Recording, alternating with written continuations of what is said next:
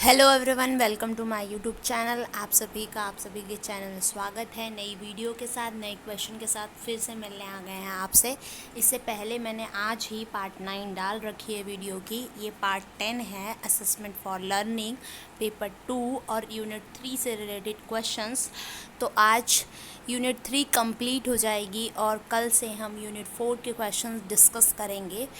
तो इससे पहले वाले वीडियो में मैंने 167 तक क्वेश्चन करवा दिए थे। जिन्होंने वो वीडियो नहीं देखी है तो प्लीज़ जाकर प्रीवियस वीडियो देखें। मैं उसका लिंक डिस्क्रिप्शन में डाल दूँगी और मैंने एक टेलीग्राम चैनल भी बनाया है। आप प्लीज़ वहाँ पे ज्वाइन हो जाइए ताकि आपको पीडीएफ भी प्रोवाइड हो सके। तो स्टार्ट करते हैं नई क्लास के साथ। उम्मीद है आपको क्वेश्चंस अच्छे लग रहे होंगे और समझ में भी आ रहे होंगे।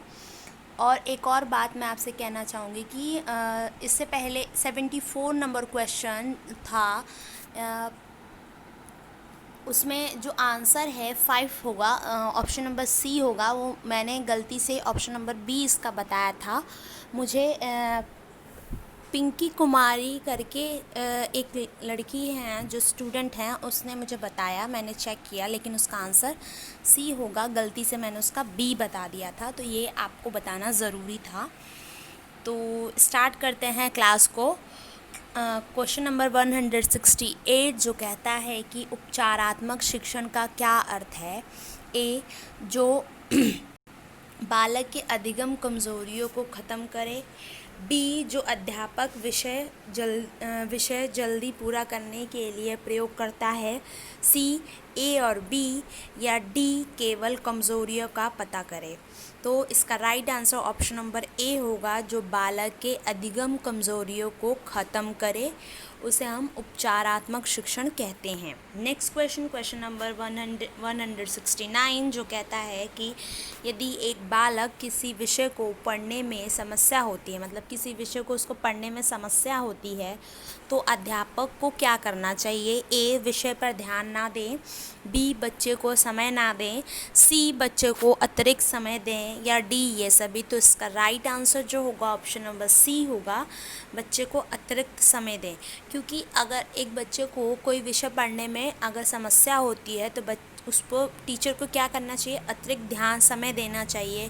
क्लास के बाद उससे उसकी जो प्रॉब्लम्स है उसको देखकर उस हिसाब से उन टीचिंग मेथड के अनुसार उसे पढ़ाना चाहिए ताकि उसको वो विषय अच्छे से समझ में आए।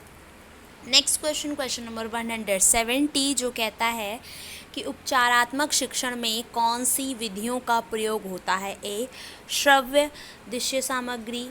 बी, लिखित कार्य। सी, अभ्यास कार्य, या डी, ये सभी। तो इसका राइट आंसर जो होगा ऑप्शन नंबर डी होगा। श्रव्य दृश्य सामग्री का भी प्रयोग होता है, लिखित कार्य और अभ्यास के कार्य का भी प्रयोग होता है ताकि बच्चे की उपचारात्मक शिक्षण किया जा सके और उसकी प्रॉब्लम्स को सॉल्व किया जा सके। तो अब नेक्स्ट क्वेश्चन 171 जो कहता है कि उपचारात्मक शिक्षण का उद्देश्य क्या है। ए, बच्चों पर बोझ बढ़ाना। बी, बच्चों में कौशलों का विकास। सी, बच्चों में त्रुटियों को बढ़ाना। डी, बच्चों की त्रुटियों का निवारण करना।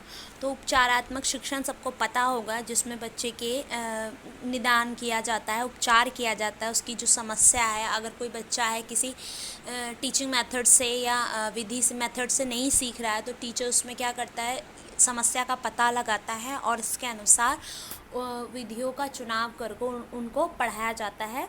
तो ऑप्शन नंबर डी इसका राइट आंसर होगा, बच्चों की त्रुटियों का निवारण करना। मतलब बच्चा अगर कोई त्रुटि कर रहा है या कोई प्रॉब्लम क्रिएट हो रही है या आंसर नहीं दे पा रहा, तो उस त्रुटि का निवारण करने के लिए किया जाता है ये उपचारात्मक शिक्षण। तो ऑप्शन नंबर डी इसका राइट आंसर होगा। नेक्स्ट क्वेश्चन की बात करते हैं, क्वेश्चन नंबर 172 जो कहता है कि एक बालक को गणित विषय अच्छा नहीं लगता तो अध्यापक को क्या करना चाहिए। ए, उसे समय देना चाहिए। बी, नई शिक्षण विधियों से पढ़ाना चाहिए। सी, ध्यान नहीं देना चाहिए, या डी, इनमें से कोई नहीं। तो अगर आप एक अध्यापक हैं और आपकी कक्षा में कोई ऐसा विद्यार्थी है जिसको कोई भी विषय या गणित विषय, कोई भी विषय जो अच्छा नहीं लगता हो, तो आपको उसमें क्या करना चाहिए कि नई शिक्षण विधियों का प्रयोग कर जिससे उनको वो वो विषय जो है वो रुचिकर लगे और वो आसानी से सीख जाए, उस तरह की विधियों का प्रयोग करना चाहिए और पढ़ाना चाहिए। तो ऑप्शन नंबर बी इसका राइट आंसर होगा। नेक्स्ट कुछ पॉइंट हैं, विद्यालयों में उपचारात्मक शिक्षण का संगठन कहाँ कहाँ किया जा सकता है। ए 1 कक्षा शिक्षण में, दूसरा सामूहिक ट्यूटोरियल शिक्षण में, व्यक्तिगत रूप से शिक्षण में किया जा सकता है, पर्यवेक्षित ट्यूटोरियल शिक्षण में, 5th स्व अनुदेशित शिक्षण में, 6th अनौपचारिक शिक्षण में, 7th क्रियात्मक अनुसंधान में। नेक्स्ट क्वेश्चन नंबर 73 जो कहता है कि स्व अनुदेशन शिक्षण क्या है। ए जिसमें बालक खुद अपनी कमजोरी का पता लगाता है, बी इसमें अध्यापक भी सहायता करता है, सी अभिभावक सहायता करता है, या डी ये सभी। तो इसका right answer option number A होगा, जिसमें बालक खुद अपनी कमज़ोरियों का पता लगाता है। अगर आप ध्यान से देखेंगे तो स्व अनुदेशन से ही, नाम से ही पता चल रहा है, स्वयं का अनुदेशन मतलब स्वयं की कमज़ोरियों का पता लगाना, स्वयं मतलब खुद की। नेक्स्ट क्वेश्चन नंबर 174 जो कहता है कि आईसीटी का व्यापक रूप मतलब फुल फॉर्म क्या है आईसीटी की। ए सूचना, बी सूचना और संप्रेषण तकनीक, सी भंडार, या डी स्टोरिंग। तो इसका जो आंसर होगा ऑप्शन नंबर बी होगा, सूचना और संप्रेषण तकनीक मतलब information of communication technology, English में इसको बोलेंगे full form. Next question number 175 जो कहता है कि आईसीटी में सी का क्या अभिप्राय है। ए खोज करना, बी संप्रेषण, सी इलेक्ट्रॉनिक संसाधनों द्वारा आंकड़ों को दूर तक संप्रेषण करना, कम्युनिकेट करना, या डी ये सभी। तो इसका right answer option number C होगा। सी का मतलब होता है इलेक्ट्रॉनिक संसाधनों द्वारा आंकड़ों को दूर तक पहुंचाना, मतलब लोगों तक इंफॉर्मेशन को पहुंचाना, कम्युनिकेशन करना, ठीक है। तो नेक्स्ट क्वेश्चन 176 जो कहता है कि LAN की फुल फॉर्म क्या है। तो उसका जो है A language application network, B natural of information, या सी लोकल एरिया नेटवर्क, या डी इनमें से कोई नहीं। तो इसके फुल फॉर्म जो होगी ऑप्शन नंबर सी होगा। एल मतलब लोकल, ए मतलब एरिया और एन मतलब नेटवर्क, ये फुल फॉर्म मानी जाएगी इसकी। ऑप्शन नंबर सी राइट होगा।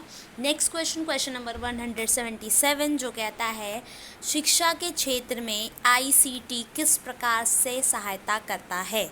ए भंडार स्टोर करने में, स्टोरेज के लिए, बी विदेशी भाषाओं के अधिगम के लिए, सी शिक्षण प्रक्रिया टीचिंग प्रोसेस के लिए, या डी ये सभी। तो इसका right answer option number D होगा।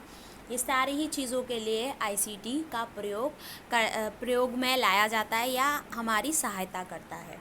नेक्स्ट क्वेश्चन नंबर 178 जो कहता है निम्न में से कौन सा नवाचार की एक तकनीक है। नवाचार मतलब न्यू मेथड्स का प्रयोग करना। तो ए ऑनलाइन परीक्षा, बी कंप्यूटर आधारित परीक्षा, सी ए और बी, या डी इनमें से कोई नहीं। तो इसका right answer option number C होगा, ए और बी दोनों ही राइट नवाचार की एक शिक्षण तकनीक माने जाते हैं। नेक्स्ट क्वेश्चन नंबर 179 जो कहता है कि प्रारंभिक स्तर फर्स्ट तथा सेकंड के बच्चों का आकलन किस आधार पर किया जाता है या होता है। ए क्रियाकलापों के गुणात्मक निर्णय पर, बी लिखित परीक्षा पर, सी स्वयं आकलन से, या डी ये सभी। तो छोटे बच्चों का आकलन उनकी क्रियाकलाप जो को करिकुलर एक्टिविटीज़ करते हैं उनके अनुसार जो होता है उनका आकलन किया जाता है। तो ऑप्शन नंबर ए इसका राइट आंसर होगा। लिखित परीक्षा बड़े बच्चों के लिए होती है, स्वयं आकलन भी बड़े बच्चों के लिए ही होता है। लिखित परीक्षा 6 to 8 हो सकती है और स्वयं आकलन जो होता है वो 9 to 12 के बच्चे का हो सकता है, वो खुद अपना आकलन कर सकते हैं। नेक्स्ट क्वेश्चन नंबर 180 जो कहता है कि 9 से 12 क्लास का आकलन किस प्रकार से किया जाता है। लिखित परीक्षा द्वारा, बी मौखिक परीक्षा द्वारा, सी स्वयं आकलन से, या डी क्रियाकलापों से। तो इसका राइट आंसर अभी मैंने ऊपर ही बताया, तो इसका right answer option number C होगा। इसमें बच्चे जो होते हैं वो स्वयं का आकलन करते हैं कि मेरी गलती कहाँ है, मैंने क्या मिस्टेक की है, वह खुद का आकलन करके खुद सुधार भी कर लेते हैं ये बच्चे, ठीक है। नेक्स्ट क्वेश्चन नंबर 181 जो कहता है निम्न में से कौन सा प्रश्न पत्र का एक चरण है। ए प्रश्न पत्र के नमूने की तैयारी, बी मूल्यांकन, सी प्रश्न पत्र का संपादन करना, या डी ये सभी। तो इसका right answer option number D होगा। ये तीनों ही प्रश्न पत्र के चरण माने जाते हैं। और भी कई चरण, 2-3 चरण और भी हैं, ये 3 चरण उस प्रश्न पत्र के माने गए हैं। नेक्स्ट क्वेश्चन नंबर 182 जो कहता है कि वर्तमान परीक्षा पद्धति में सुधार के लिए कोठारी कमीशन ने कौन से सुझाव दिए हैं। ए नई तकनीकों का प्रयोग, बी प्रश्नों में कठिनता, सी लचीलापन का समावेश ना होना, या डी परीक्षा एक बार होने के बाद ना लेना। तो कोठारी कमीशन ने का सुझाव जो दिया है वो बोला है कि नई तकनीकों के प्रयोग से बच्चों को पढ़ाया जाना चाहिए या परीक्षा ली जानी चाहिए। तो ऑप्शन नंबर ए इसका राइट आंसर होगा। प्रश्नों की प्रश्न तो कठिन नहीं होने चाहिए, लचीलापन होना भी आवश्यक है, और परीक्षा एक बार नहीं कई बार हमेशा सतत व्यापक मूल्यांकन के अनुसार होनी चाहिए, ठीक है। नेक्स्ट क्वेश्चन नंबर 183 जो कहता है कि इकाई परीक्षा क्या है। ए पूरे वर्ष पढ़ने के बाद ली गई परीक्षा, बी सप्ताह वाली परीक्षा, सी हर महीने का यूनिट टेस्ट, या डी अर्धवार्षिक परीक्षा। तो इसका right answer option number C होगा। हर महीने में यूनिट टेस्ट, इकाई मतलब यूनिट परीक्षा, ठीक है। पढ़ाने के बाद एक यूनिट कंप्लीट होने के बाद जब टीचर जो टेस्ट लेता है उसे यूनिट परीक्षा कहते हैं। नेक्स्ट क्वेश्चन नंबर 184 जो कहता है कि मूल्यांकन को शिक्षण प्रक्रिया में महत्वपूर्ण क्यों माना गया है। ए ये उद्देश्यों को प्राप्त करने में सहायता करता है, बच्चे ने क्या सीखा वो बताता है, सी ए और बी, या डी इनमें से कोई नहीं। तो इसका right answer option number C होगा कि ये उद्देश्य प्राप्त करने में भी सहायता करता है और बच्चे ने क्या सीखा इसके बारे में अध्यापक को भी बताता है। तो ऑप्शन नंबर सी इसका राइट आंसर होगा। नेक्स्ट क्वेश्चन नंबर 185 जो कहता है शारीरिक मूल्यांकन किसे कहते हैं। ए शारीरिक मूल्यांकन, बी चरित्र का मूल्यांकन, सी सामाजिक मूल्यांकन, या डी इनमें से कोई नहीं। तो शारीरिक मूल्यांकन जिसमें बच्चों के जैसे स्कूल्स में जो होता है योगा करवाना और स्पोर्ट्स में खेलने के लिए मतलब मोटिवेट करना, ये सारे शारीरिक मूल्यांकन होते हैं। और जैसे कि स्कूल्स में जो होता है वो बच्चों की मेडिकल रिपोर्ट होती है, वो उसकी हीमोग्लोबिन क्या है, उसकी हाइट क्या है, ये सारी इंफॉर्मेशन होती है। और ईयर में बच्चों का जो ट्रीटमेंट नहीं कह सकते, मतलब कि चेकअप होता है कि उनका क्या मतलब है, इन सारी चीज़ों की जानकारी होती है, वो एक शारीरिक मूल्यांकन की कैटेगरी में आता है। तो ऑप्शन नंबर ए इसका राइट आंसर होगा। नेक्स्ट क्वेश्चन की बात करते हैं, क्वेश्चन नंबर 186 जो कहता है सामाजिक मूल्यांकन में बालक का क्या मूल्यांकन होता है। ए अनुशासन, बी सहयोग, सी परिश्रम, या डी ए और बी। तो इसका right answer option number D होगा, ए और बी, अनुशासन और सहयोग। वो किसके साथ सहयोग किस तरह से करता है, कितना अनुशासन में रहता है, समाज के साथ समायोजन किस प्रकार से करता है, किस तरह से उसका व्यवहार है, ये सारी चीज़ें इसमें चेक की जाती है। नेक्स्ट क्वेश्चन नंबर 187 जो कहता है कि एक बालक अपने कक्षा में अच्छा व्यवहार नहीं करता हो तो वह किस प्रकार की समस्या से पीड़ित है या समस्या है उसको।